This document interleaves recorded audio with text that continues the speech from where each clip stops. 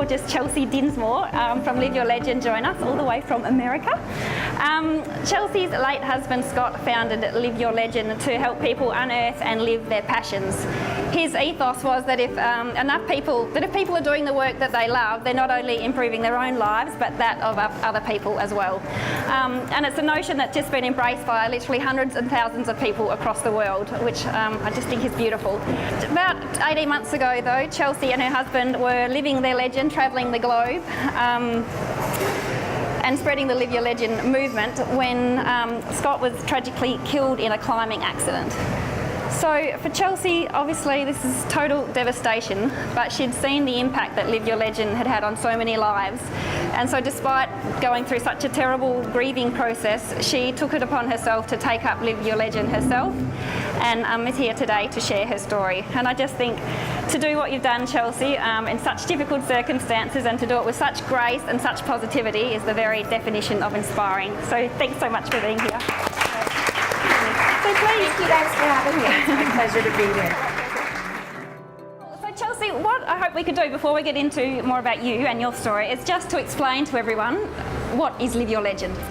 So Live Your Legend started really as just a website, a blog, where my husband Scott was writing articles, and he actually began it by reviewing books that he was reading. And then over the years, it sort of evolved because we both had these massive career changes where we were in jobs that we absolutely hated and looked at each other and we said, my God, there's just got to be more to life than going to the grind every day and selling our souls. So we decided that there was more. And in that process, it was, it wasn't an overnight thing, but throughout over probably about an 8-year period, what he was writing about from book reviews ended up turning into Live Your Legend, which now, today, is not only an online community where we have, as she mentioned, I think we have almost 300,000 people in our online community, and then we also have in-person meetups that get together in about 75 countries around the world on a monthly basis to just show that we have support to think and dream a little bit differently. So it's got the online component, but it also has the in-person component. And what we really provide at Live Your Legend are tools, resources, tactics, support, all of it to not only encourage and inspire people to follow their dreams and live out their passions with tactical ways that they can actually do that. So I love that concept that Live Your Legend has about consciously designing the life of your dreams rather than, just drifting through it. And I know that was something that was important to you and Scott, even as a really young couple. Can you tell us about that? Yeah, so we actually met in university. I met him when I was 19. And so we did a lot of long distance, went through the whole university process, all that and whatnot together. Both graduated top of our class, only to find ourselves in these literally mind-numbing jobs that we were going to the 9 to 5 because somebody decided that you work from 9 to 5. Literally, that was how it felt for both of us. And like I said, we just looked at each other and we were like, we did so well in school. We have this passion and this zest for life. Like, is this really all there is? But, society was telling us that success is the corner office and the house and the white picket fence and the kids and the 3-car garage that you want to fill with 4 cars. And we just looked at each other and we were like, no, I just don't think this is what we want our lives to look like. So we had a conversation one day on the beach. I think I was 23 years old, and we said, well, what does success mean to us? What do we love to do? What do we want to give back in this life? And we really said what we want to design somehow, we didn't know how we were going to do it, is we would love to have a business or work for a company somehow where we were giving back to a cause that mattered, but that allowed us the flexibility to do the things that we loved. And we happened to have a really strong bond and passion over travel. So that was how we defined success way back when. And then, like I said, I can only look back now and see how it made sense. But in that moment, it caused us to start to make hundreds and hundreds of decisions, small, tiny little decisions differently that over a decade compiled to become what we were doing on the road. in 2015.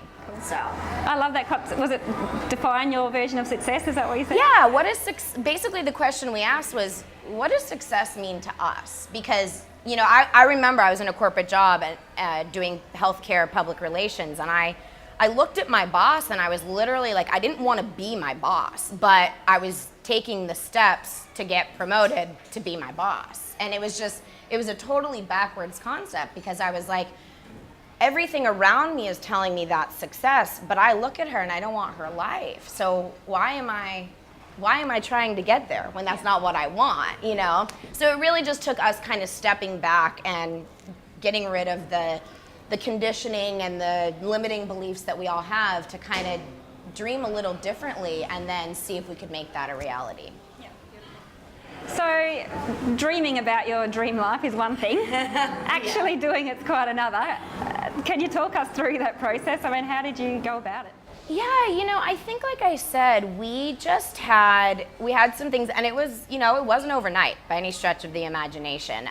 There were definitely gradual steps to get there. You know, for a long time, I was working multiple jobs. I taught yoga for like 8 years, but until I could build up my clientele, I was working a side job just to pay the bills. Same with Scott. Scott had 2 companies that he was running at one point until Live Your Legend became lucrative enough for him to let the other one go.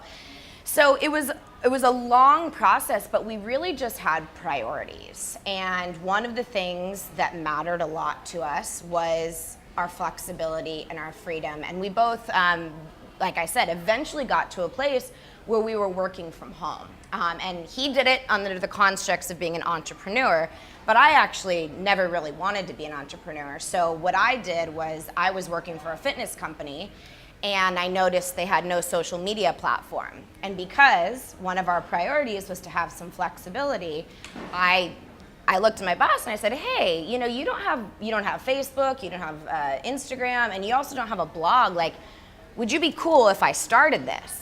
And so I just volunteered my time and extra time to do it, and then she realized the value in it. So really what I was doing is I was using my skills to add value, and then she realized she couldn't live without it, and that transitioned into pretty much my full-time role. I taught on the side, but then I was suddenly in this space where I could really work from anywhere. And so it was really just a priority to us, was to be able to have this more location independent lifestyle. And like I said, there's a million decisions that got us from A to Z, but knowing that that was a priority to us just dictated how we walked about our days and what we did and did not do. And so for Scott with Live Your Legend, obviously it wasn't an overnight success. He worked really hard at it. But now you've got Live Your Legend local groups in 75 countries around the world, is that right? Something like that. It's changing every day, but yeah. So what is it about it that resonates with so many people, do you think? Why is it so popular? Well, I think I really believe at a fundamental level of, you know, whatever you want to call it, your heart, your soul, your spirit. I think we all know that we're here for a purpose. We all have a purpose to be here on this planet. And that's what I think it really taps into. I think it taps into that heartstrings that you're not crazy for thinking that you have a voice to share. And you know, some people think, oh, it's got to be this grand vision, I've got to change the world. That's not what it is. Adding your unique voice to improve one person's life, that is success to me. That is living your legend. And it's just really about, I think that, especially in America, and I don't think it's quite as bad here in Australia, but in America, you know, we are pretty much taught that this is the way. This is the roadmap to happiness. And once you have all your things and you retire, and then you're happy. But statistics clearly show that that is not the case. And also, waiting for happiness is just silly, because the only moment that we're guaranteed is this one right here and right now. So, so anyway, that's really what I think resonates with people. I mean, Scott's TED Talk now has been seen by almost 8 million people. And I think what really touches people in it is just that they kind of feel for the first time that they have permission to do something a little different and add their own unique voice, and that it actually is possible. That's the feedback, at least I've gotten from people, is that it gave them hope that there's another way. Yeah, no, I think there's so much truth in what you say about us feeling like there's a certain way we should be living that society defines for us, and it's just made up. And there's that constant battle because in a way that is a roadmap, right? We know the steps to take to get there, so that's a clear path, whereas kind of following your passion or whatever, it's a very windy road, as you know, there's ups, there's downs, there's all of it, and it's not a clearly defined path. And so there's that constant battle of, well, that's guaranteed, even though it's really not, versus, kind of taking the leap of trying something a little bit different. But in the end, the fulfillment that you find from doing something that really truly matters to you is there's nothing you can measure. Yeah, it totally resonates with me with Inspired Magazine. Yeah. Crazy journey, but yeah, can't let it go. It all is. So tell us then about you set your life up so that you could work and travel and be on the road, and you're both up for lots of adventure. Yes. So you set out on this year's travel across the globe. Can you tell us about that? It just sounds like the ultimate life to me. Yeah, so as I mentioned, we were together for about 13 years, 8 before we were married, and we both studied abroad in college, but we never lived abroad together. And so that was how the whole dream started. We said, we're gonna live in another country for a year. I think we said this when, we both had just graduated university. And that was how the whole dream started, but that was way back in 2005. And so that, once again, though, that was always in the back of our mind. I even remember at one point after we were married, we thought about buying a couch. And it was like a, $2,000 couch or something. And we looked at each other and we were like, that is like a month where we could live somewhere. Screw it. We're going to do our Craigslist couch, which is, I don't know if you guys have that here, but it's like used furniture.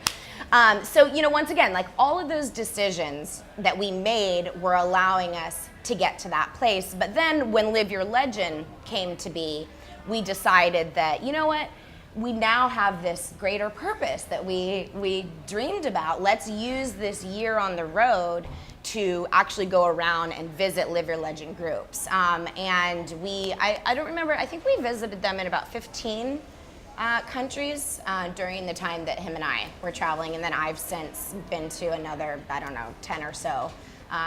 Visiting the groups around the world. And really diverse countries too. I mean, you went everywhere from Panama to Kenya to France to Bulgaria, I think. Yeah, I mean, and that's been the most amazing thing to me is I think that part of our nature is to compartmentalize. And one of the ways that we do that is geographically or culture, religion, whatever it may be. It's a way for us to organize and make sense of things, and so that's why we do it. But I've been so lucky to be, in the middle of Nairobi and have this exact conversation with people. And, you think, wow, this background, their upbringing is so different, but they literally believe that they have this purpose and this something that they want to give. And that's where I said I really think I've been able to see from every culture, religion, background, all of it, that it really taps into such a deeper part of our human spirit because it really does defy all of those barriers that we put around ourselves. It's so beautiful. I love that concept of common humanity, and no matter what our backgrounds, that we're all the same deep down. Yeah, and it really reminds you just of this interconnectedness that we all have of at the end of the day while we're all here. When you zoom out from the daily life, really why we're all here, it's really all for the same reason, and it's really beautiful to be able to kind of look in people's eyes all around the world and see that that's the truth. Yeah, beautiful. So Chelsea, was 8 months into your dream trip around the world that you climbed Mount Kilimanjaro in Africa when things went really terribly wrong. Do you mind sharing with us what happened on the mountaintop? No, not at all. So yeah, it was a dream of Scott's for almost the entire time I knew him. I remember him talking about it for 10 years, how he wanted to climb Kilimanjaro. And so it was part of our trip. And we chose an 8-day climb because most climbs on Kili are a 7-day, but we really wanted to be safe and have the extra day of acclimation. And so we chose a longer climb. And so we were on day 6 of our 8-day climb, which technically for us was summit day because we were going to summit the mountain and then sleep in the crater. Most of the days that are or climbs that are 7 days don't get to sleep in the crater. So that was the plan.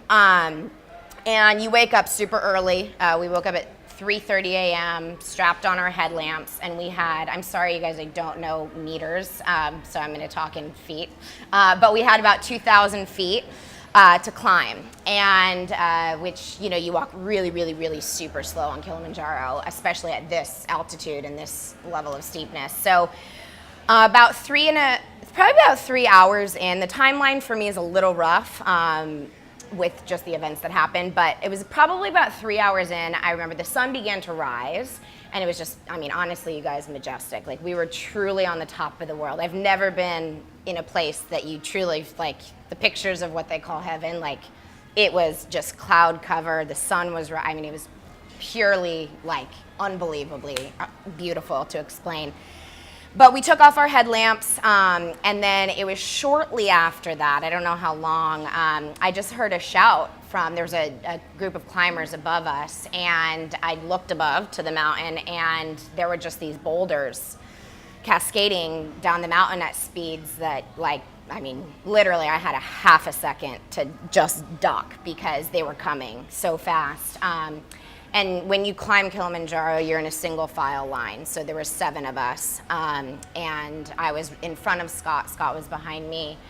So after I ducked and I heard, I mean, I think it barely missed me. I heard it whiz past and then looked over to check on Scott, and I didn't know at the time, my brain wasn't capable of registering, but he had been pushed down the mountain a little bit. And I remember calling his name. I said, Scott, and he didn't move. And then I flew to his side, apparently, according to the other people on the mountain. They were like, your feet didn't even touch the ground, Chelsea. I don't know how you got there as fast as you did.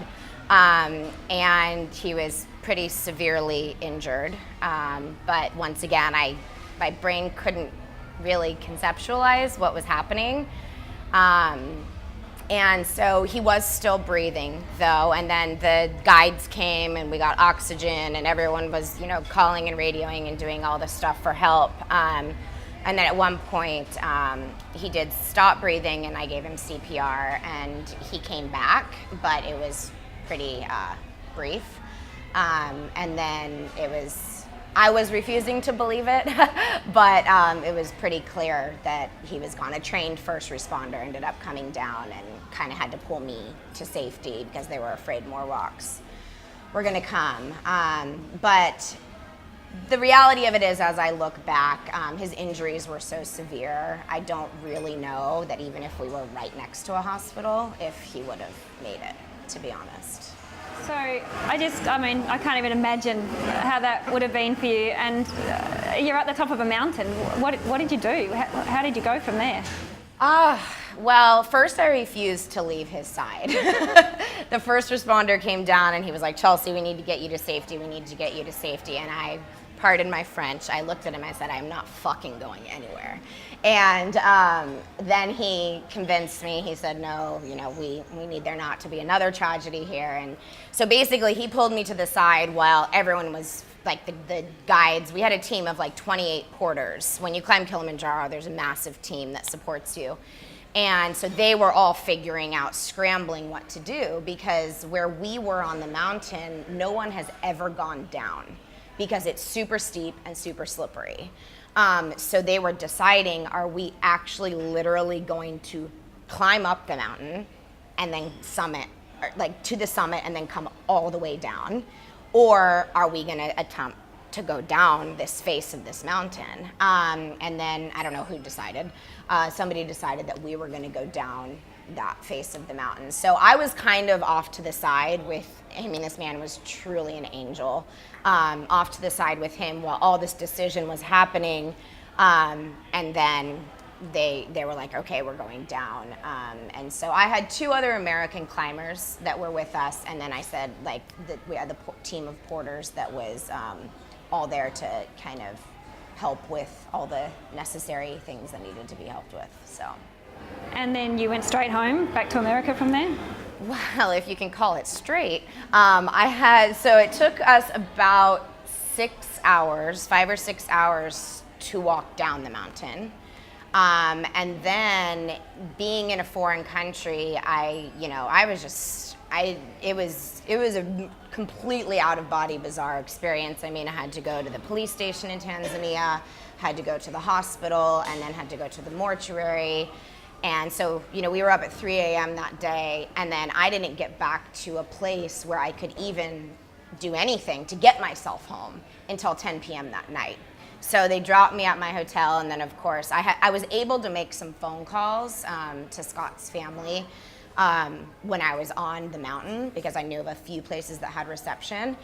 And then, but then I got to the place and I had to, book a flight and couldn't get back till the next day and all that stuff. So, but then I did. I went directly home to San Francisco, which is where Scott's family lives. Yeah.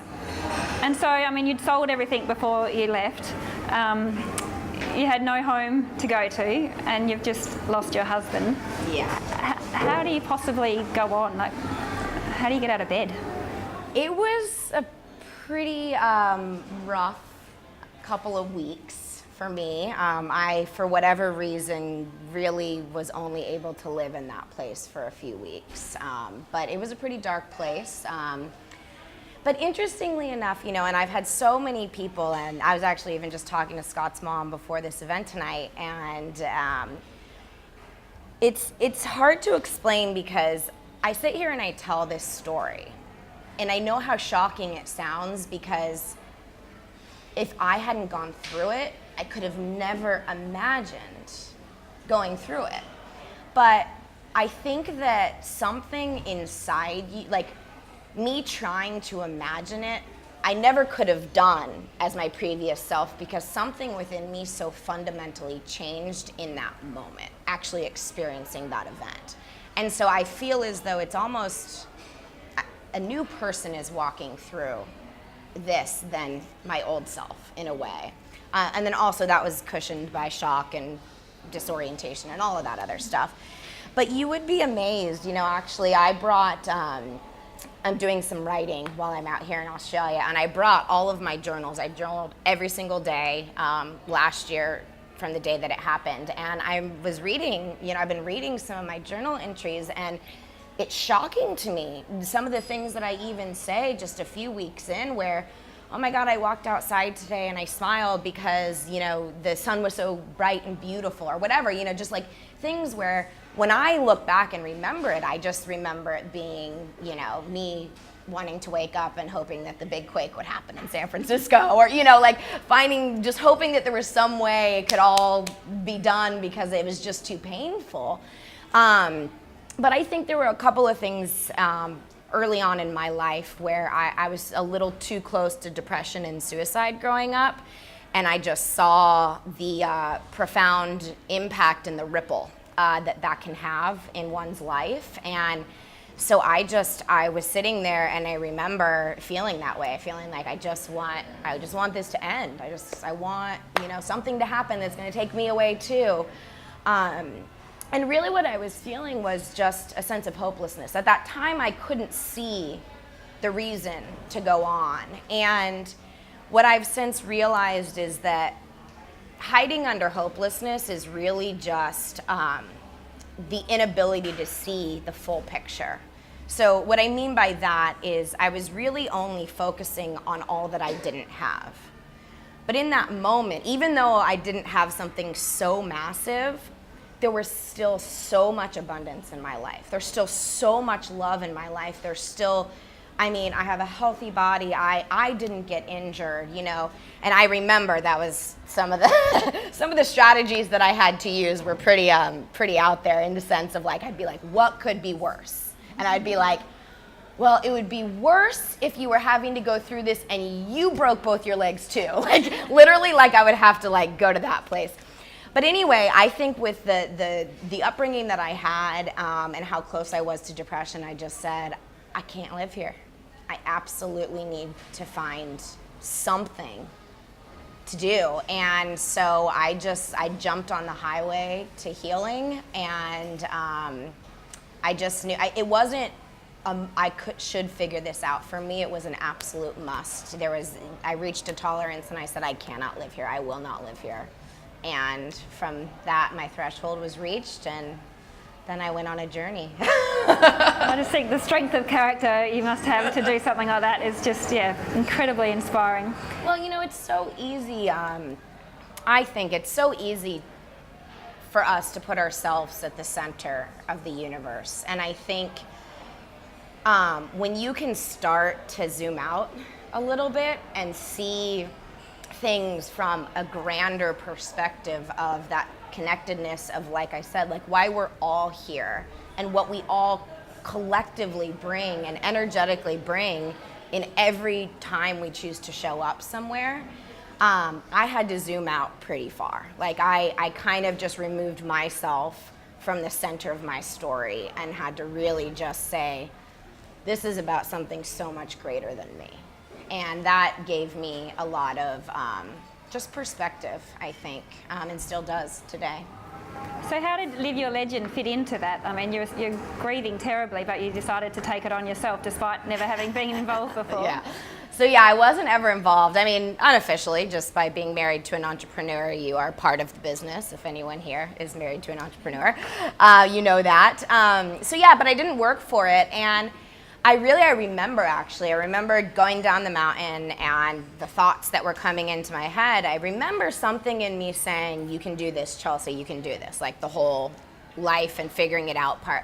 But I remember saying, my God, what are you going to do with Live Your Legend? Because in a way, it was the only child we ever had. We kind of co-created it and we built it and nurtured it and we're growing it.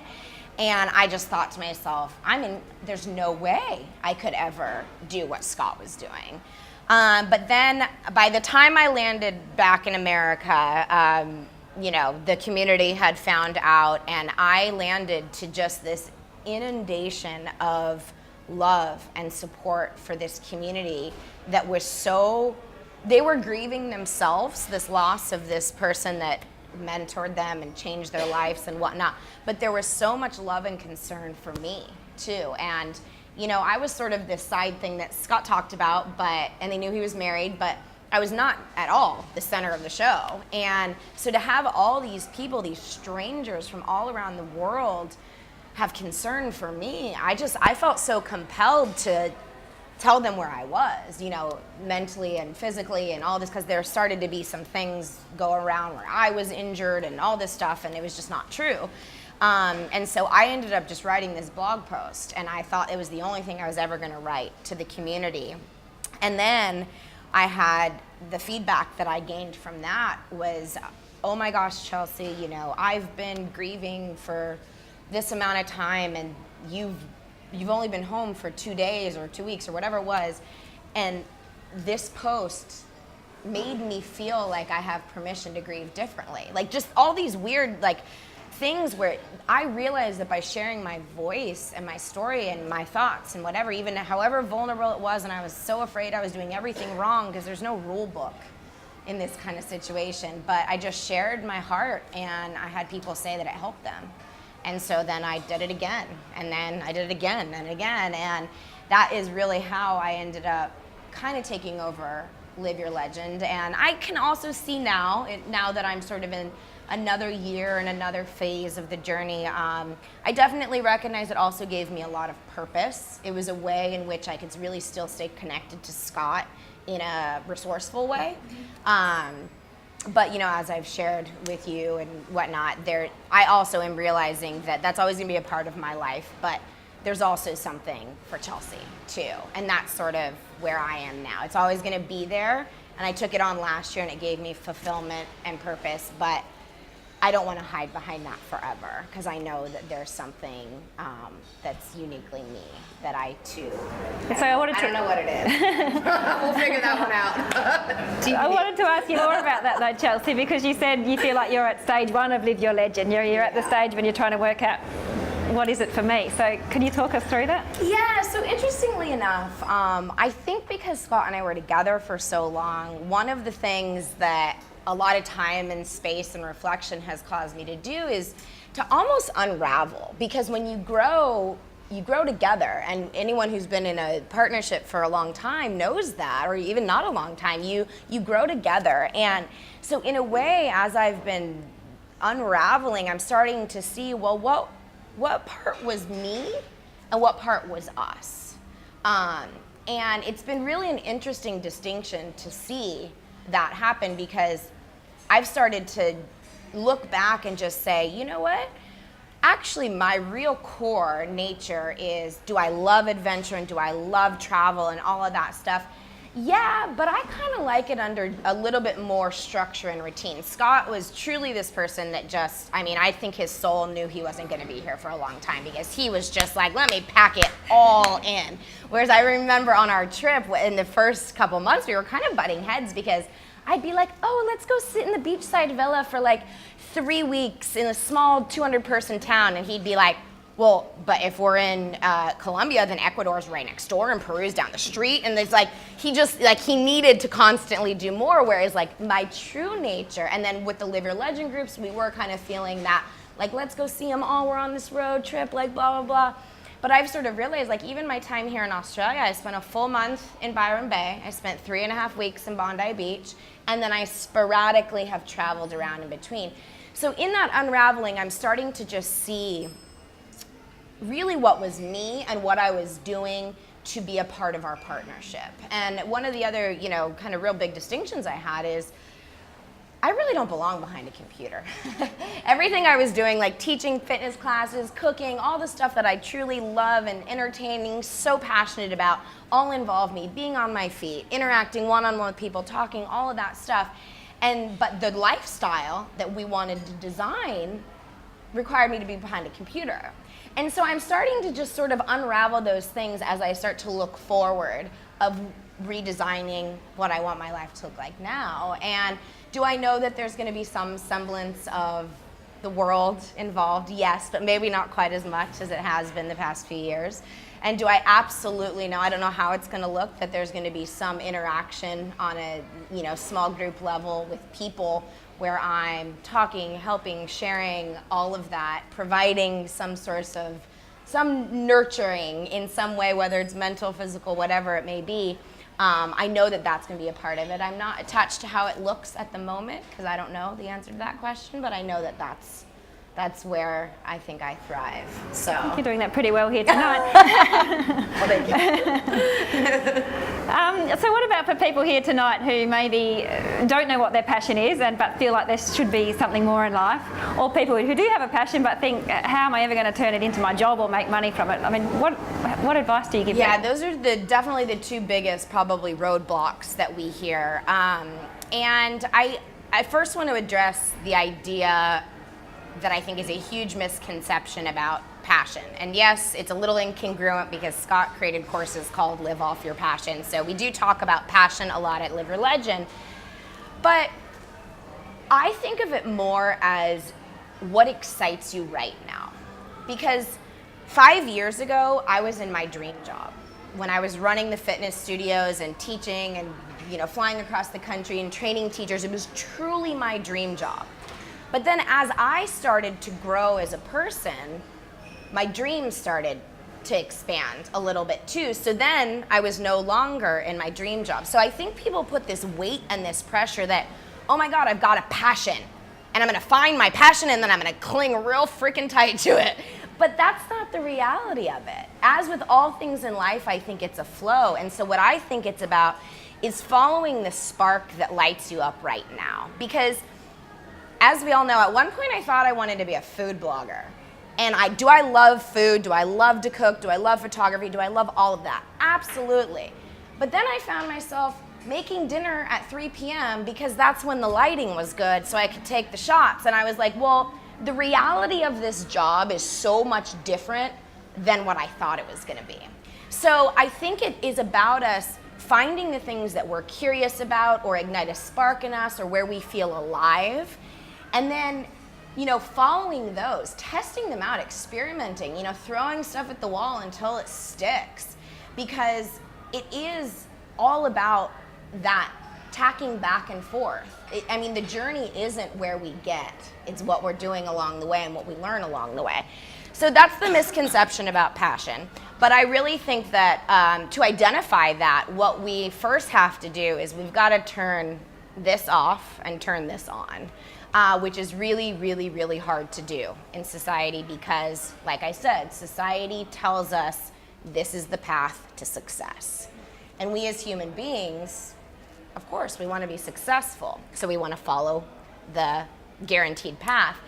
But our head will talk us into or out of anything. And so what I've done a lot of work in mindfulness on is really trying to turn off the voice in my head and really kind of listen to that more intuitive place of feelings. You know, I have done so many things that are completely illogical, that make no sense, but they have felt right. And then as I look back, I feel like I'm like, obviously. You know, so I think it's really listening to those feelings, the things that light you up, the things that inspire you, the things that you're pulled towards, almost the things that you can't explain. Like I'm fascinated with the invisible, like, forces in the universe, you know. But our head, like I said, you gotta work with that thing up there because it wants to stay safe. So that's one of the biggest ways, I think, to really start to define what you actually care about and the gift that you want to give to the world. And then that being said, tagging onto what I was talking about, we do not encourage people necessarily. Some people need to take a big leap, but we don't encourage people to just quit their job and, throw you out to the wolves. Because oftentimes what you're going to do is cling on to another situation that is not serving you. So we encourage people to do exactly what I said. I was working for my fitness company, my full-time job, the whole deal, and thought maybe I want to be a food blogger. And then tried it out and realized, one, I have no interest in working by myself. I like people and interacting and collaboration. And two, I don't like cooking dinner at 3 p.m. So, we encourage people to test stuff out because in that testing, we don't see anything as a failure. It's feedback. It is a data point that is then going to give you a directive into another direction that's going to eventually guide you to, where you are. And don't be surprised if when you get where you are, you kind of say, gosh, I've been really content here for the past year or so, but now I kind of think there's something more. It's embracing that discomfort, that change and that growth. It's all part of the journey. So you gotta kind of find your courage coat because it is a journey, no doubt. Yeah. And you put out a beautiful blog post just this morning talking about that, about being okay with discomfort and also finding the stillness to actually know what it is that your heart wants. Yeah, I mean, it's amazing, you guys, how, and I am so guilty of it, how much we are trained to respond, to just react to everything that comes our way through our phones, through our interactions these days. But I think that when we can start to become aware of our thoughts and then have a little pause, that moment where we say, let me think about this, or why is this showing up, or what's going on here? What else could this mean? To kind of get curious about our thoughts instead of think that they are just the truth. It's really, that's when we start to be able to, I think, walk more mindfully through our days. Byron Katie, I don't know if any of you know her work, but one of the things that she says is all suffering comes from believing that your thoughts are true. And I can know that because in those moments where, I think, oh my God, for the rest of my life, I'm gonna, do this or not have this or whatever. In that moment, it feels so real and you attach a permanence to it. But the reality is it's just a fleeting feeling. And when you can kind of step back from reacting and responding and believing everything that comes into your mind and sort of decide what you want to participate in and what you don't, it's so powerful. I mean, we choose to participate in things in life. You all chose today to show up here. We also can choose which thoughts we want to believe and which we don't. It's a practice that we have to work on. So, and how do we do that? I'm interested to know. Well, I think, I'm no expert here. Trust me, I still go down the rabbit hole plenty.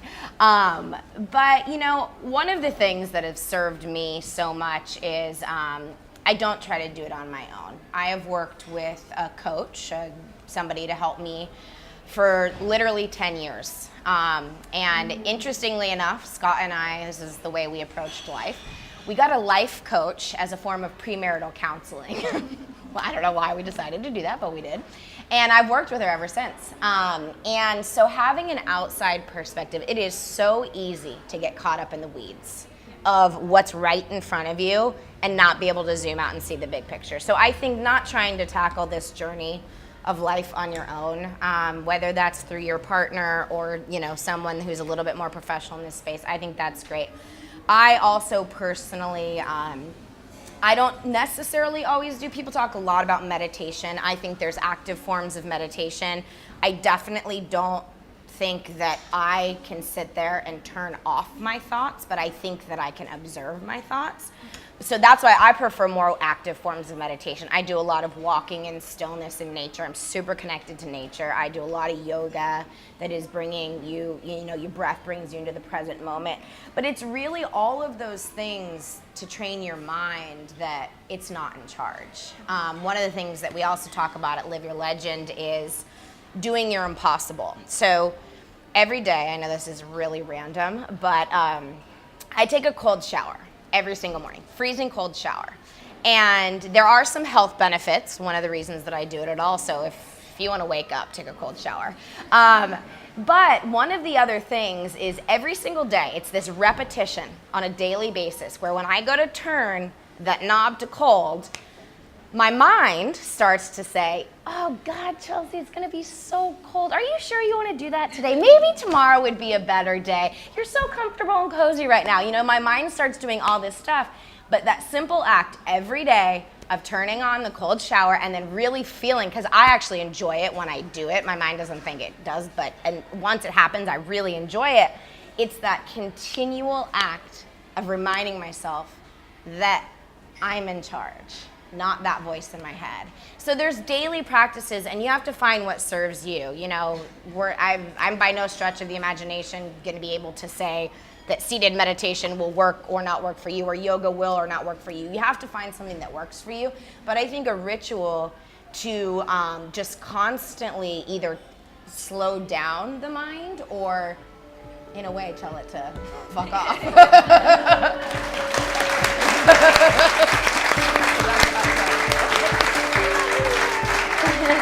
Thank you. So what?